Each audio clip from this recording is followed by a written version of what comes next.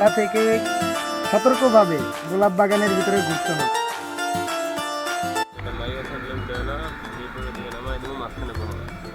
মানে কিন্তু ট্রলার বাইকে উঠানো যায়। অনেক কষ্টের পর গোলাপের রাজ্যে চলে আসছি। ছোট কলি গোলাপ, যদি আমার কলি জিনিস তো আপনারা কেমন আছেন সবাই? আশা করি সবাই ভালো আছেন। আমি মিলন হাসান, আলহামদুলিল্লাহ আপনাদের দোয়ায় আমিও ভালো আছি। ব্র্যান্ড নিউ ভিডিওতে আপনাকে স্বাগত। তো আজকে আমি আপনাদের এমন একটি গ্রামে নিয়ে যাব যেটি ইতিমধ্যে গোলাপ গ্রাম হিসেবে সুপরিচিতি লাভ করে। তার অদূরেই সাভার বিরুলিয়া শ্যামপুর গ্রামেই গোলাপের চাষ হয়। তো কথা না বাড়িয়ে গোলাপ গ্রামের উদ্দেশ্যে রওনা দেওয়া যাক। আর এবারের যাত্রায় আমার সাথে আছে ভাই মোহাম্মদ সোহাগ। আর সোহাগ ভাই এত লেট করে আসছে যে যাইতে যাইতে কতক্ষণ লাগে এখনো জানি না। আর এই যে সোহাগ ভাই, সরি ভাই একটু লেট হয়ে গেছে। যে এত লেট মানুষ করে? আচ্ছা যাই হোক, আপনি যে গোলাপ গ্রাম যাইতেছেন কি এরকম অনুভূতি? অনেক আগে গেছিলাম, তো দেখা যাক সময়ের বিবর্তনে অনেক সময় অনেক কিছু পরিবর্তন হয়। দেখি আজকে আপনাদের সাথে, আপনারা চলেন, দেখা যাক, ভালো লাগবে ইনশাল্লাহ, আশা করি। চলেন যাও যাক।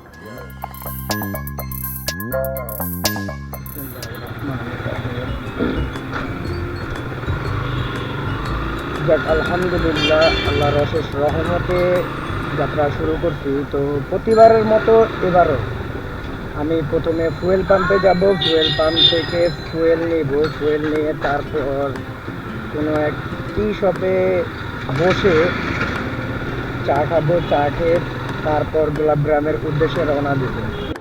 অনেকের মুখেই শুনছি যে গোলাপ গ্রাম অনেক সুন্দর, এখানে গোলাপের চাষ হয়। বাংলাদেশের বিভিন্ন প্রান্ত থেকে লোকজন আইসা ওইখান থেকে গোলাপ নিয়ে যায় এবং ওইখানেও গোলাপ বিক্রি হয়।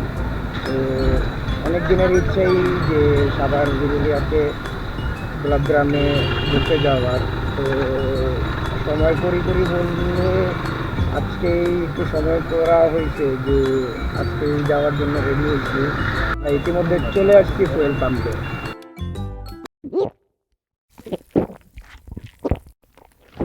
ফুয়েল নেওয়া শেষ আমার। ফুয়েল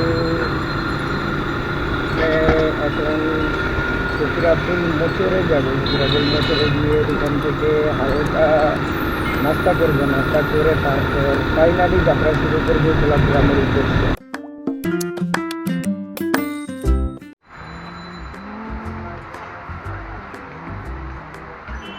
ওয়ার্কশপ ভালো আছেন নি আপনি? আপনাকে শুধু নিয়ে নিলাম। হ্যাঁ, সকালবেলায় কি ঠান্ডা থাকে ব্যবসা বাণিজ্য? না ঠান্ডা, আমাদের ব্যবসা আজকে শুক্রবার দিন। ও আচ্ছা আচ্ছা। তো আমরা চলে আসছি আলতি বিরিয়ানি হাউসে। তো এখানে নাস্তাটা শেষ করবো। নাস্তা ভাই কি 2 গাড়ি ফালা দিব? কারে ফালা দিব ভাই? ভাই গ্রামে ভাই কিছু বাড়ি গাছ করতে তো ওদিকেও আপনি যেমনি করলেন আমি তো ভাবলাম কারে না কারে যে ফালা দিবেন আপনি, যে 2 গাড়ি ফালা দেন আপনি। বললেন না ভাই, চাকরি না করা ভাই পরে ভাই। তো দেখ নাস্তা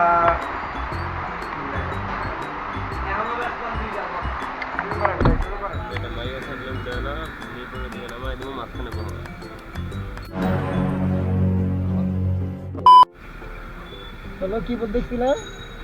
আমরা যাইতেছিলাম যেহেতু কারো একটু হেল্প করতে চাইছিলাম আর কি। আচ্ছা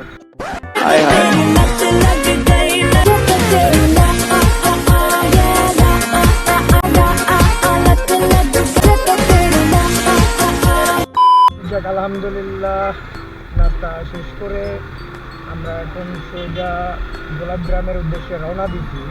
তো আমরা বর্তমান আছি ফকিরাপুল মোচরের এখানে। আমরা এখান থেকে সোজা ফার্ম গেট হয়ে সামনের দিকে বের হবো। তো যাওয়া যাক।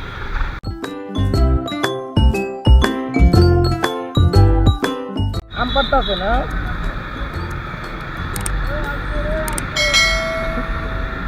বেড়ায় তারা যদি সামনে পাইতো তো তাহলে আপনারা চোরের ভাগিদারি বানাই।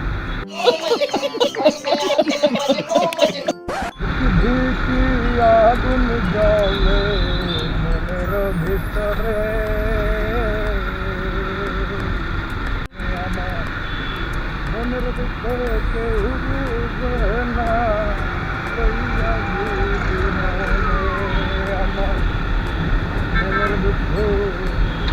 লইয়া নীল আকাশ সহ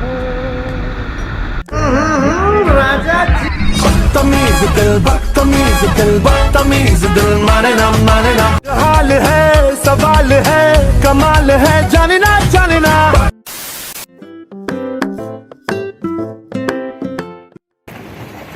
আগে যখন নামতাম তখন আমরা এই সাইডটা দিয়ে নামতাম, যদিও সময়ের বিবর্তনে এখন এই রুটে এদিক করে ফেলছে, এদিক দিয়ে যদি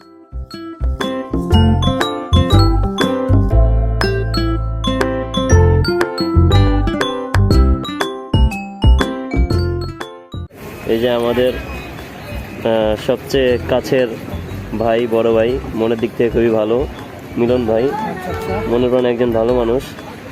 দেখা যাক, উনি আমাদের নিয়ে যাচ্ছে আজকে ঘুরতে, যদিও খরচ টরচ সব ওনার, ঠিক আছে। দেখা যাক কি হয়। উনি খুব মনোযোগ দিয়ে অ্যাকশন ক্যামেরা থেকে ভিডিও করতেছে, দেখি আমরা। হ্যাঁ, সোহাগ ভাই ছবি তুলতেছে।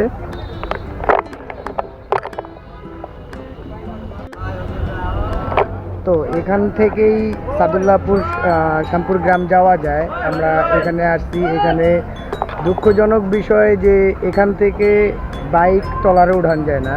দেখা গেছে ফ্যামিলি বা বন্ধু বান্ধব মিলে আসলে এখান থেকে ট্রলারে করে 40 থেকে 45 মিনিট সময় লাগে। আপনারা সাদুল্লাপুর, তবে ভাইয়া এখানে কিন্তু ট্রলার বাইকে উঠানো যায়, ট্রলার বাইকে উঠানো যায়।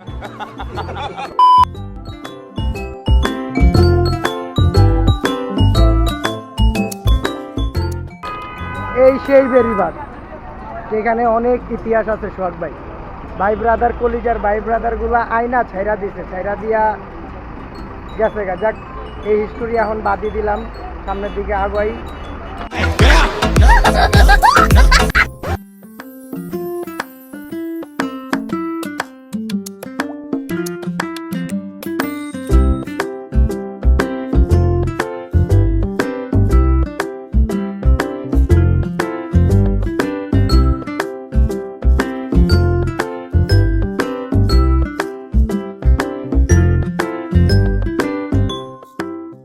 তো বেরিবাদ থেকে ট্রলারগুলো ছেড়ে আসে, এখানেই থামে। এটা হলো সাদুল্লাপুর। আর এখান থেকে পরে অটো নিয়ে সাদুল্লাপুর বা শ্যামপুরের দিকে যেতে হয়। অনেক মজা না? বাইকগুলোর ভিতরে একটা গ্রাম্য একটা ফিল আছে, সব অনেক গ্রামে, সাথে বেশি কলা। এগুলো আর ঢাকা শহরের জিনিসের সাথে অনেক তফাৎ আছে ভাই। এটাতে কি বন্ধু?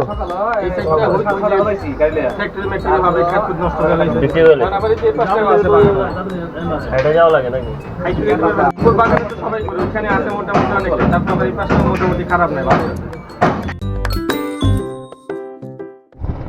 তো সাদুল্লাপুর আইসা দেখলাম যে প্রায় গোলাপগ্রাম বিলুপ্তির পথে।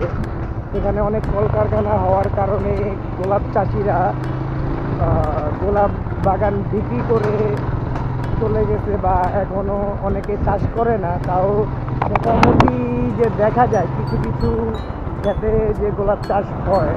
তো আমরা এখান থেকে এখন যাচ্ছি শ্যামপুরের দিকে। শ্যামপুরে নাকি অনেক বেশি গোলাপ চাষ হয় এখন। তো আমরা এখন শ্যামপুরের উদ্দেশ্যে রওনা হয়েছি।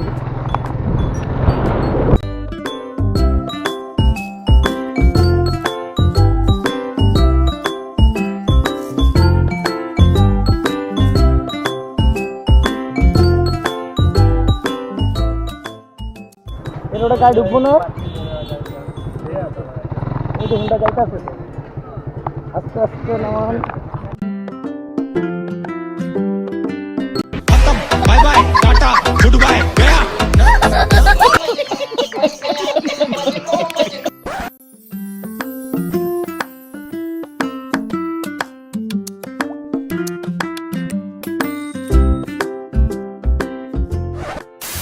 A few moments later. যাক, আলহামদুলিল্লাহ, অবশেষে অনেক কষ্টের পর গোলাপের রাজ্যে চলে আসছি। যে চারদিকে শুধু গোলাপ আর গোলাপ। ভাই হুন্ডা মিশন মিশন দেখানো হয়েছিল? হোন্ডার যে এমন একটা অবস্থা করছে সোহাগ ভাই, পুরা ঢাকা থেকে আমি ঠিকভাবে চালা নিয়ে আসছি, লাস্ট বাইরে অল্প একটু রাস্তায় চালাইতে দিয়েছিলাম। না, বিষয়টা এরকম বাকিরা- না ভাই। বিষয়টা হচ্ছে যে বিশাল একটা প্যাকের গাড়া ছিল, সেই গাড়ার ভিতরে চাকাটা স্লিপ করছিল, করে আমরা মোটামুটি চাকা অর্ধেক সেই গাড়ার ভিতরে ঢুকাই ফেলছিলাম। আর কি তবে যাক, ভাই পুরা ইতিহাস বানায় লাইছে যে গোলাপ গ্রামে আইসা বা গোলাপের রাজ্যে আইসা ভাই পুরা ইতিহাস বানা লাইছে আমার ব্লু বাবুটার। ব্লু বাবুটার ওইখানে রাইখে আসছি, তো আমরা আস্তে আস্তে হাঁটতে হাঁটতে যাইতেছি ভিতরের দিকে, এখানে নাকি গাড়ি নিয়ে যাওয়া। গোলাপ ফুল যত সুন্দর তার থেকে তার কাঁটাগুলো বেশি ডেঞ্জারাস, তার থেকে তার কাঁটাগুলো বেশি ডেঞ্জারাস। তারপর ভাইয়া কাঁটা থেকে সতর্কভাবে গোলাপ বাগানের ভিতরে ঘুরতে হয়। লোকজনের সংখ্যা খুবই কম, তো দেখি এখনো ভিতর পর্যন্ত যাই নাই, ভিতর পর্যন্ত যাই যে